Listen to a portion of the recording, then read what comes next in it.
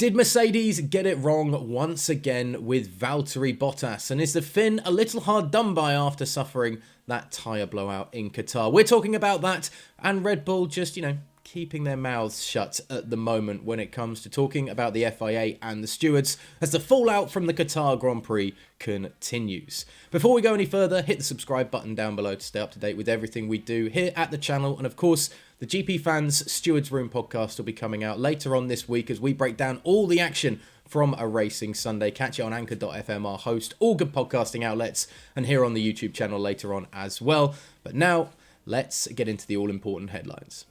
Red Bull team principal Christian Horner holds no regrets over his conduct over the Qatar Grand Prix weekend, despite being called into the steward's office on Sunday night following comments made before the race about their decision to penalise Max Verstappen. Horner had been very vocal heading into the weekend, sharing barbs with his Mercedes rival Toto Wolff, although that is nothing new these days, and questioning the legality of his opponent's rear wing. Again, nothing new from Christian. Following a confusing yellow flag situation at the end of qualifying that resulted in Max Verstappen receiving a 5-place grid penalty for ignoring waved double yellows, Horner seemingly blamed a rogue marshal during an interview, a comment that landed him in hot water with the FIA.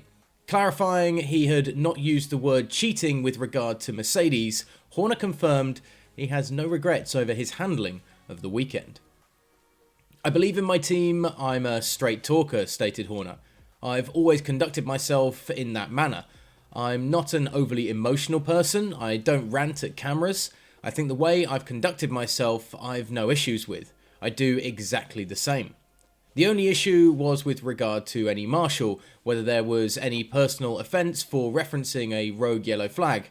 It was not intended at any individual. I don't know if you heard the interview I gave on Sunday, but I don't think it was unreasonable." Toto Wolff wasn't too far behind his rival after the race to throw his 2 cents on the matter, calling Horner naughty despite being unaware of what actually transpired to get the Red Bull boss in trouble. "I think that there is a lot at stake and you always need to, in a way, I don't even want to comment on him because we are all responsible for what we say and what we do," said Wolff after the race. "We all have our own pressures and that is certainly very high." With a grin, Wolff added, "I haven't even heard or read what he said, only that he was naughty."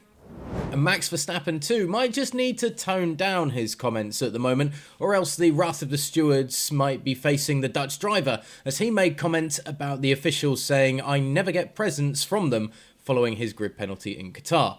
While Max was able to take second place in the race despite his grid penalty, Verstappen was still a little salty about the controversial punishment picked up under the double yellow flags at the end of Saturday qualifying.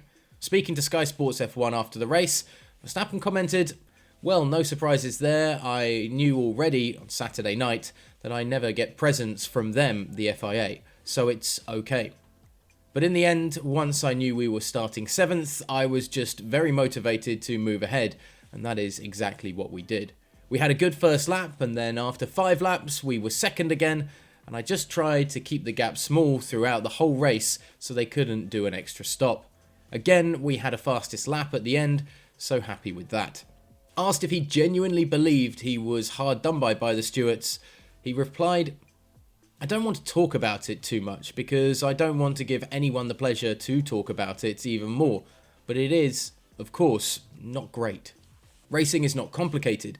There is a brake pedal and a throttle pedal and a steering wheel. There is a lot of show around, but as drivers we know what to do, and anything else around it, that's not really relevant for me. I just have to focus on my job." So Red Bull maybe just still need to tone down the words to the media, particularly when having a little pop or two at the FIA and the stewards. We'll see what happens going into the last 2 races, although this could be all part of the political game that's playing out at the moment in the title race. And finally, Valtteri Bottas revealed Mercedes knew they were pushing his tyres to the limit before punctures ruined his chances of taking a podium in Qatar. The Finn struggled off the line in Losail, dropping down the order before climbing back to 3rd place and holding a track advantage over the Red Bull of Sergio Perez. But stretching his opening stint of the race while being asked to push to the limit at times was too much, and on lap 33 the front left tyre failed, with the damage from the incident forcing his retirement from the race. Lando Norris and the two Williamses of Nicholas Latifi and George Russell suffered similar fates, with Pirelli defending their compound, blaming the tough curbs and aggressive strategy employed by the teams as the reason for the incidents. Bottas suggested his team knew the tyres were being pushed to their limit after lamenting his start to the race. The revs were okay, said the Finn, talking about his issues off the grid. One issue was getting temperature on the medium on the formation lap and then being on the dirty side. I don't know, just very low grip, including the start itself, so was pretty tricky. It is always tricky when there is a bit of a DRS train, but then as soon as it started to spread a bit more, I could start to make progress, and actually the pace was pretty good, and I could go pretty long in the first stint. Then all of a sudden I had a puncture without any vibration and before any loss of grip, so it was quite strange. On the puncture, Bottas admitted, "We knew we were pushing it to the limit, but there was no vibration, still good grip, so we felt comfortable. At least for me, it was completely normal, and that was the best opportunity for us to get to the podium. I think we would have stopped 1 or 2 laps later and could have been on the podium. Just unlucky, I guess."